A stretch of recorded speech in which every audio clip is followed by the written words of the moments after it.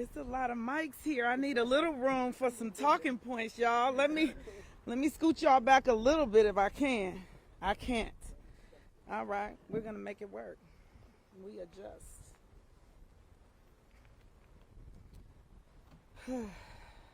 First of all, thank you all for being here. As I take a moment to tell you about 15th and Capitol, where I grew up. This is the block that I grew up on. And what is amazing is my babysitter from the block, Miss Yolanda, is here. I was a good kid, wasn't I? So let me also take a moment to say the Milwaukee, that was the Milwaukee when Yolanda babysitted me. All right. I could play double dutch on the block. We could play hide go seek. Come on. You know, we could run, you know, in the neighbor's yard and go and get some rhubars. We could get apples and pears off the trees. And we had birthday parties with each other. That's the Milwaukee that I know. That's the Milwaukee that made me.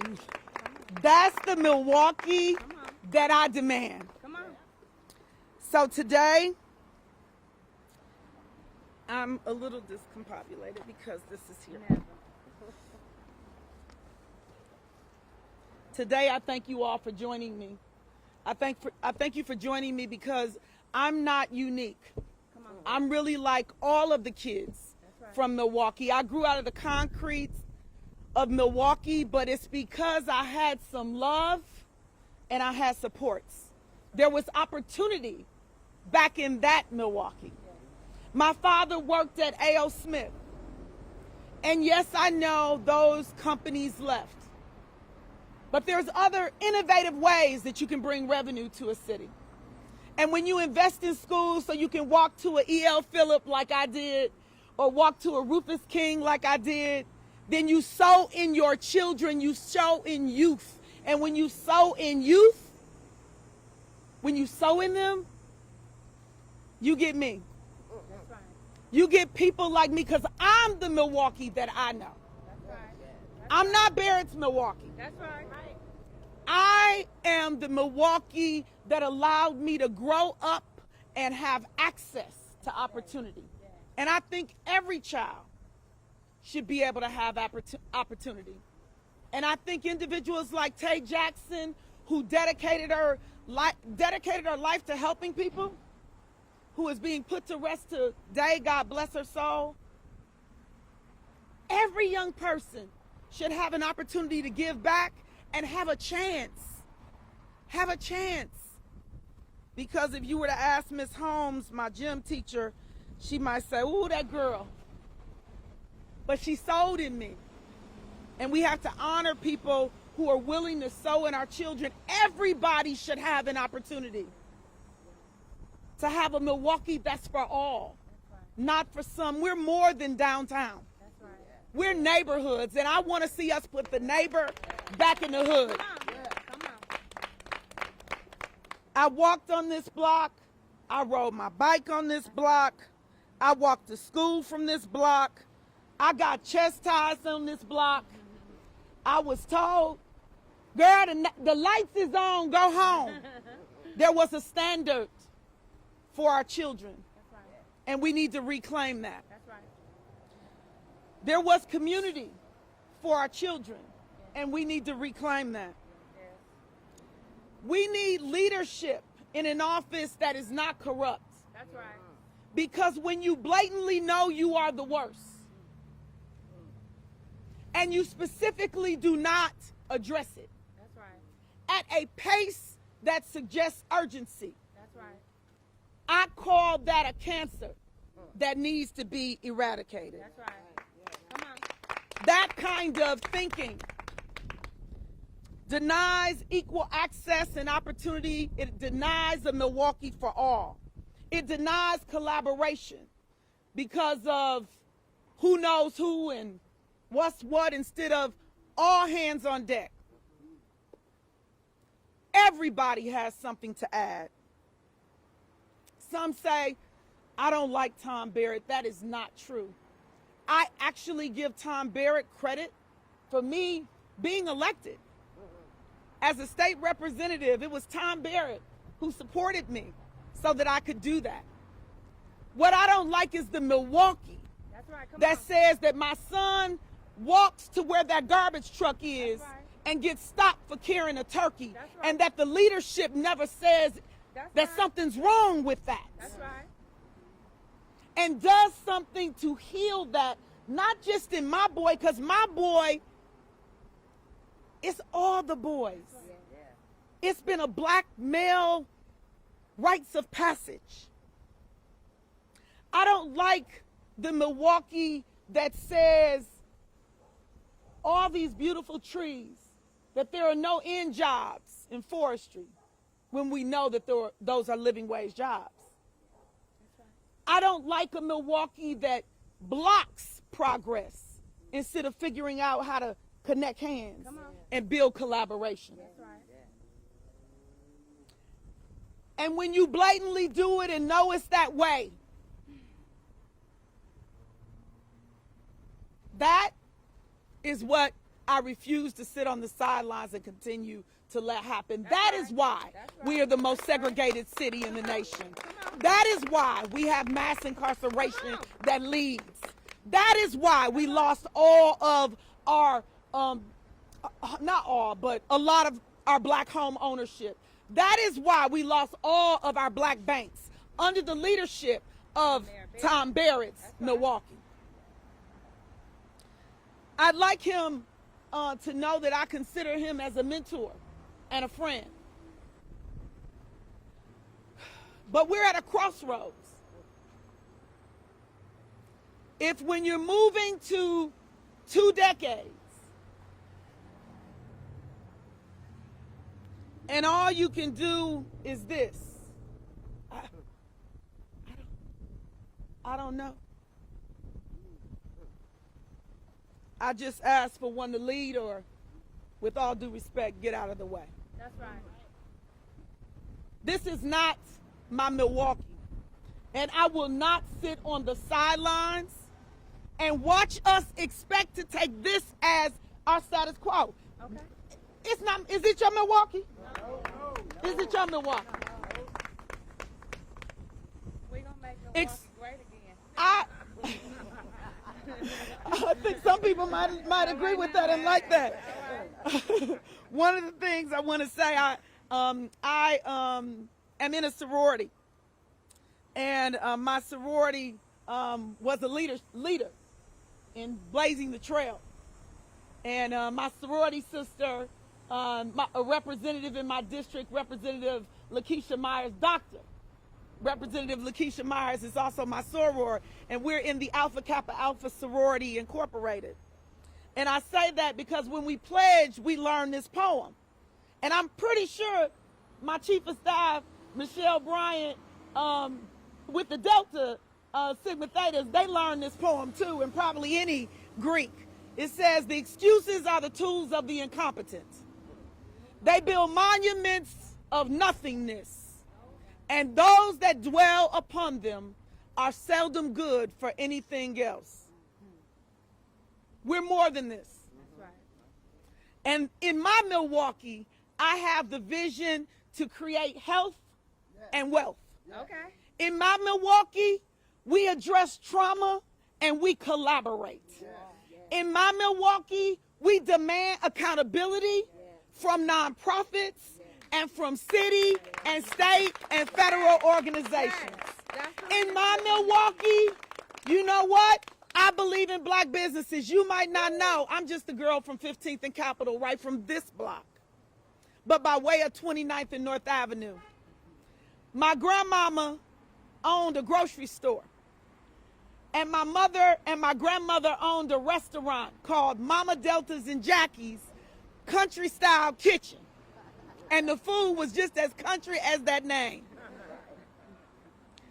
But I learned work ethic in that place. In my Milwaukee, jobs are good, but businesses create jobs. I want to see us not lead in the nation. as the worst state for black and brown entrepreneurship. That will be my commitment.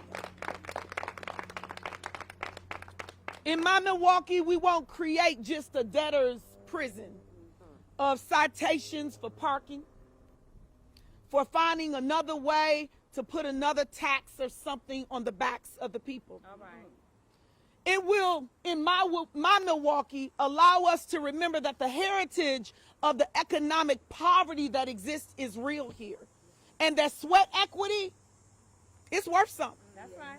And that you can use it to move you and your family to a better place. Right. In my Milwaukee, I will lead and follow if I need That's to. Right. Come on. But you better have some outcomes. That's right. For me to follow.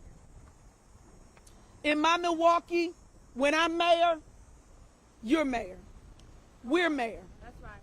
Together. Because no one person can do it. But I promise you, in my Milwaukee, even individuals that maybe we don't get along all that well. You remember, my relationship with Scott Walker. But I worked with him when I had to get things done for us. And I will work with anyone that is willing to roll up their sleeves so that we can create the Milwaukee that I grew up in, the block that I grew up on, and do it together. I'm open to questions if anyone has any. Thank you, Lena. Thank you.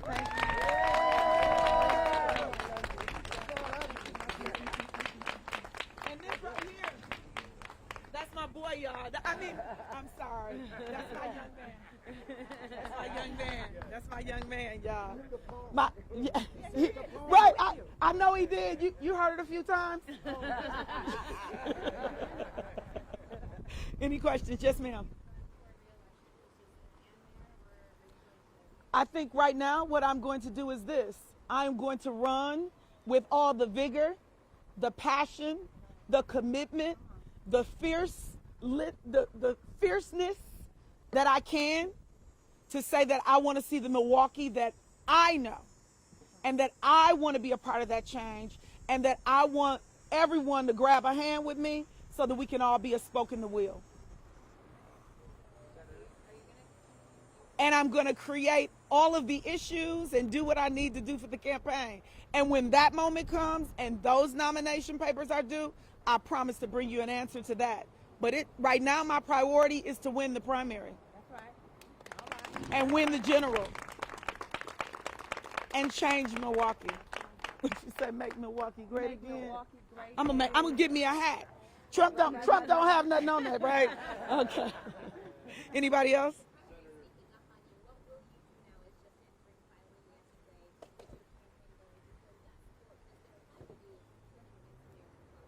Putting my feet on the ground. I'm going to wear out some Converse.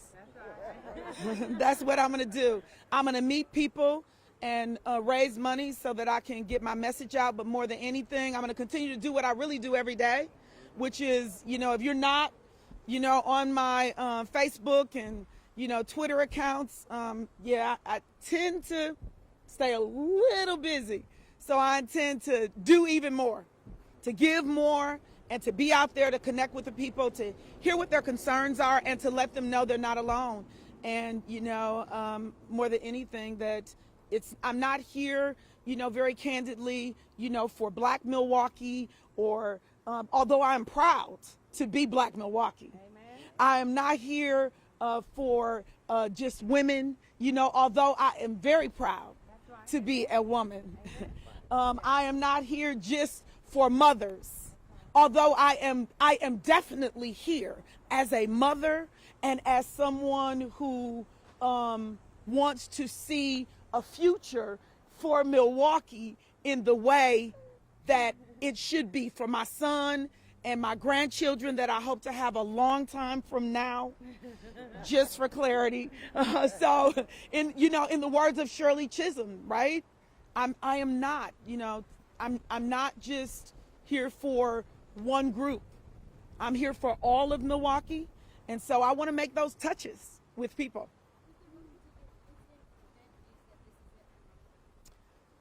Oh my goodness. One thing that touched me most people know that I'm really engaged in speaking about urban agriculture and the role that I think that it can play, and how I believe that it is healing and it is trauma-informed care. And I've been saying it since, and I thank Chris Larson for putting me on the Urban Agriculture Committee.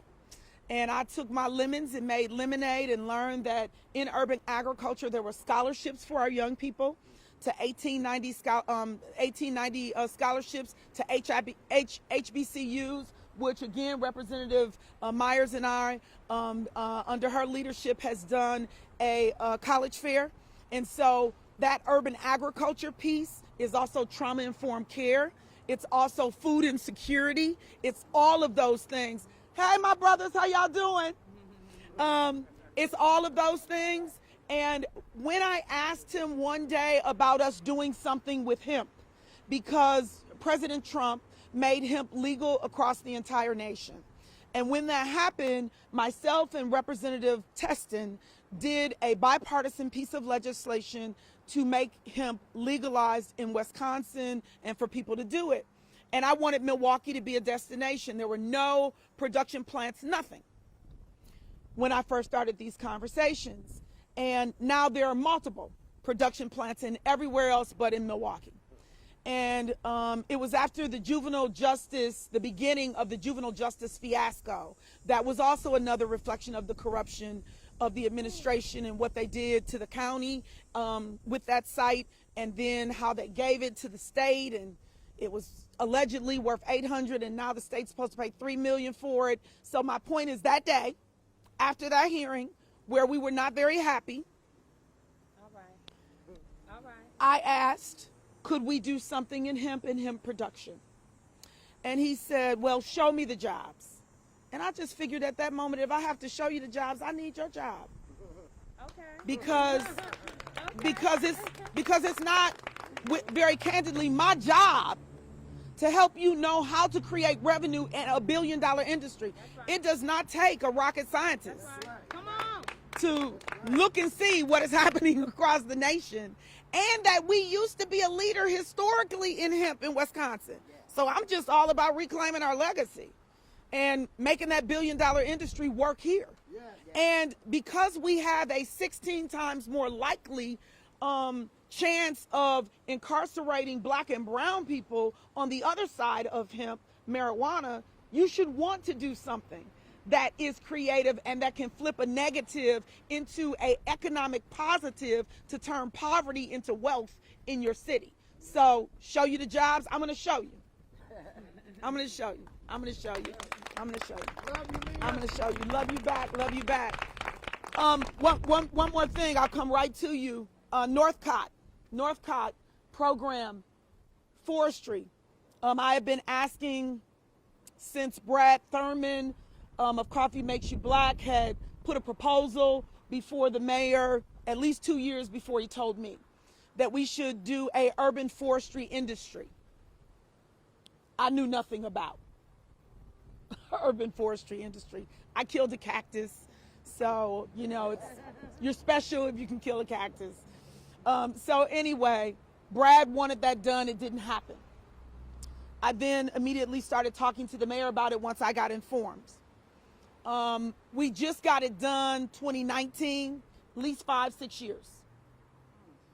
5-6 years to prevent people from having access to jobs that are living wage jobs, $40,000, $50,000 jobs. We energies, private sector, public sector, all need someone doing those jobs. They could hire 100 people this year. Why did it take 5 years? Why? Because I was told there are no end jobs in forestry. Until I found, God bless the Arborists Association. Until I found them and they said, well, that's a lie. And I had what I needed. And Northcott then stepped up. So there were a number of things. This has been a process. Much prayer,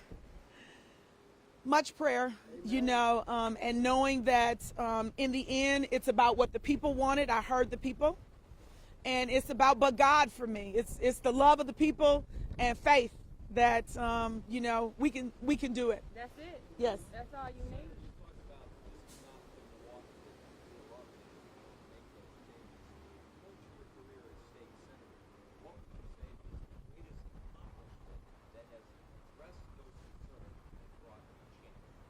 So one of the things is the justice reinvestment work that I did on criminal justice, as well as I think how vocal I've been willing to be on issues of criminal justice, disparities that exist in our state. I think there are lead in the water. You know, when I said something in 2016, the Barrett administration, said something that was flat out not true, suggesting that my suggestion that we should be doing a different standard and that we had a problem with lead in the water, that I was just somehow or another wrong. But the justice reinvestment work, let me speak to that. Although we did it at the state, and then the Republicans came in and undid some things, John Chisholm brought it to the Milwaukee County area. And in bringing that and exposing him and Judge Gramling and several other individuals that were on that panel, they were able to do a 50% reduction on the number of people that were going into the system, although still too many, although still mass incarceration. I want to give credit where credit is due, that those pieces mattered. And I can tell you very candidly that some days I have to pinch myself because Senator Darling and I are saying the same thing in the Judiciary Committee for criminal justice reform items that need to be done. And reentry, community corrections is one of the things that has been the largest problem. And as mayor, one of the things I would do is create a department. You know, long when Doyle was the governor, we had one time that 6,000 people came back to Milwaukee County. I would have called that a crisis. I would have thought I need to know how to handle that population all the time. And how do I prevent that from happening? Just because it's not me directly doesn't mean that I have to throw my hands up. I argue, roll your sleeves up and get your hands dirty.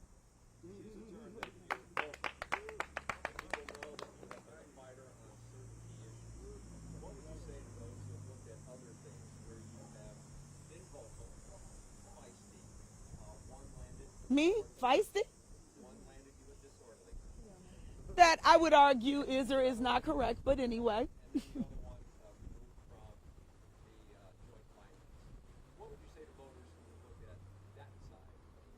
Jen Schilling was wrong for taking me off of finance. I was the A team. That's why when the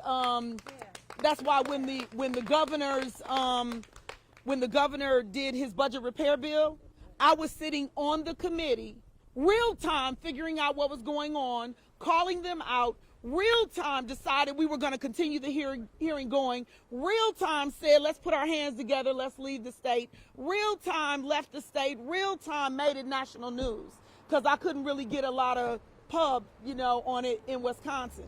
So, I respect that she thought she did what she needed to do. That is what it is. And I've been supportive of Senator Johnson and sharing information so that she can be the best advocate that she can for Milwaukee and for Milwaukee County and for people of color. In regards to the other, there's always two sides to one story, and I'm just going to be very candid with you. If you go somewhere and you ask for a supervisor, I think you're going to get the name, period. Now, when you Lena Taylor, somehow or another, you don't get to have a supervisor's name. This is what I will tell you. That's the past. That's right. What I will tell you is that I'm here to talk about we are not going to sit on the sideline and expect and accept the standard of disparity for people of color, black and brown people, especially in this community, to continue to happen. And I am not giving anyone a pass. No one. And I mean no harm. My heart is for the people. Give it to my heart. Don't give it to my heart if someone feels like I said something that was one way or another. Just know that my passion runs deep. That's right. It runs deep. And I'm sick and tired of being sick and tired. So I don't see everybody stepping up to the plate. That's right. I'm here. Send me. Put me in the ring. That's right.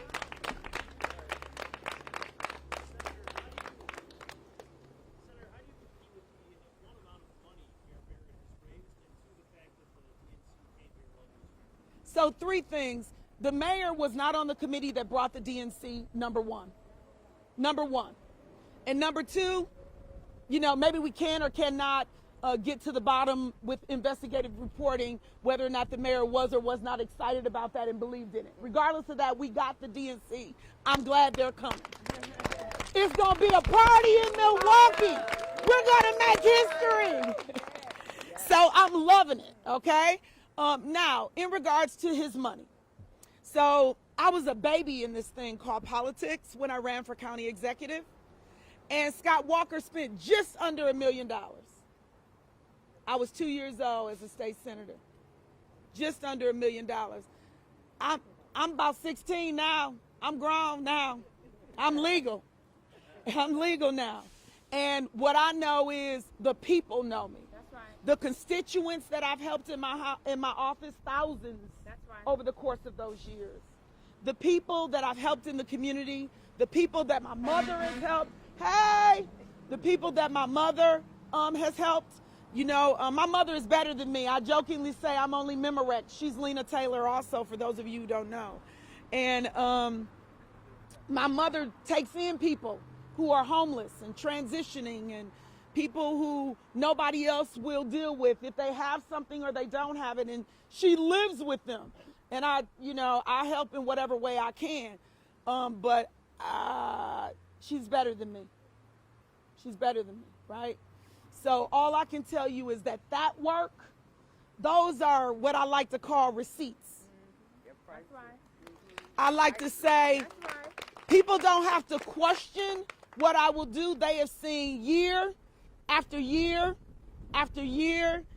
And to go back to the last question, in the midst of issues that have existed, people have had the pleasure of seeing me stand, fall, get up, do it all. And I'm going to continue to do that because I'm a human being. That's right. We saw you win is what we saw. We saw you winning. We got this. We got this. We got this.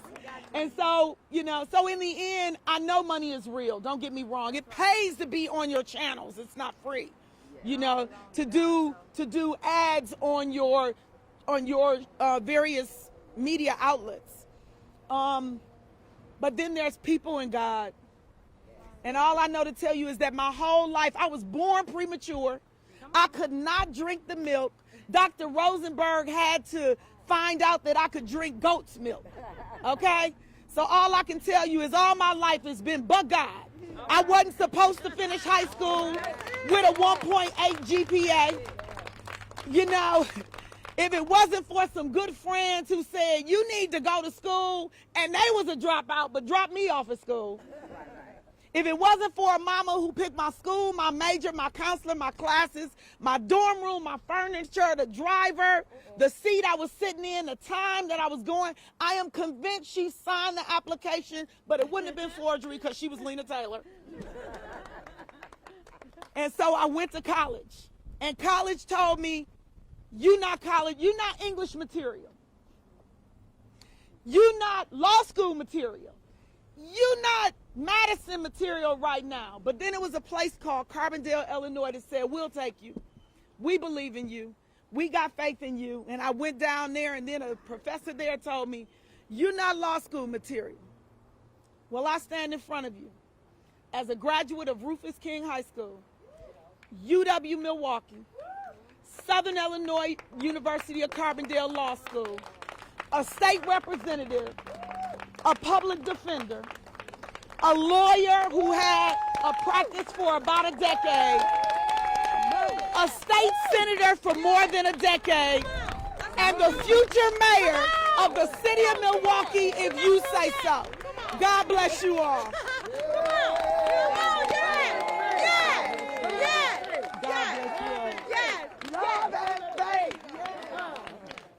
Yes, any other questions before I shut it down, y'all? I don't want to miss nobody. Yes.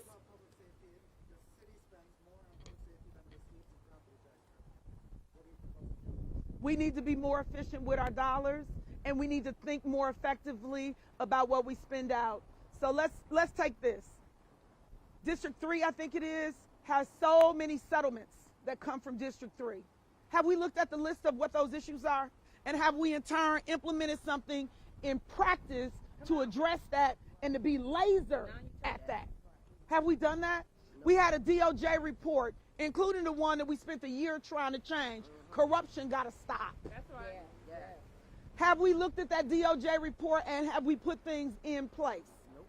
Do we have people on the Fire and Police Commission in the 2 seats that I gave more than a decade ago so that the community could have more representation?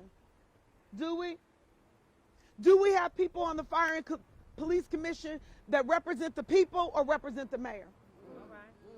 Corruption has to stop.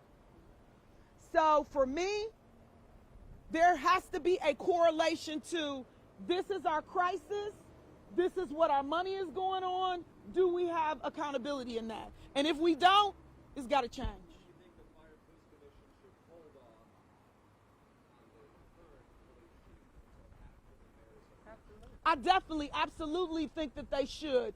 And if they don't, I absolutely will go to Madison. I absolutely think that we need a whole different way and direction on how we deal with our police department. And until I have a direct conversation with the chief, things that I'm not privy to as an executive, I can't answer that question for you. Amen. But what I can tell you is this: Milwaukee Police Department is going to do de-escalation.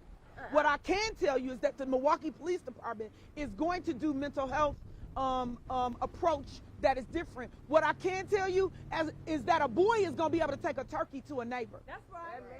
And that when we do something that is harmful, that we're going to speak to that, because the first step to change is to admit you got a problem. That's right. Amen. Amen. Anybody else? 1 second. Milwaukee is nearly 70% people of color. Milwaukee has a large community of people with disabilities. Milwaukee has a large community of women. Yeah, I'm liking all of those groups right now. You know, so I think I want to just make sure that I say, in the words of Shirley Chisholm, right, that I'm not a Milwaukee for one. That's the whole point. Is that we need a Milwaukee for all. And it's a Milwaukee for all without you coming to me to have to advocate that it needs to be a Milwaukee for all, because with all due respect, that's wasted time. I need to bring Milwaukee into, you know, the present centuries, because we need to move from whatever it's been, because it's not working. And this is not my Milwaukee.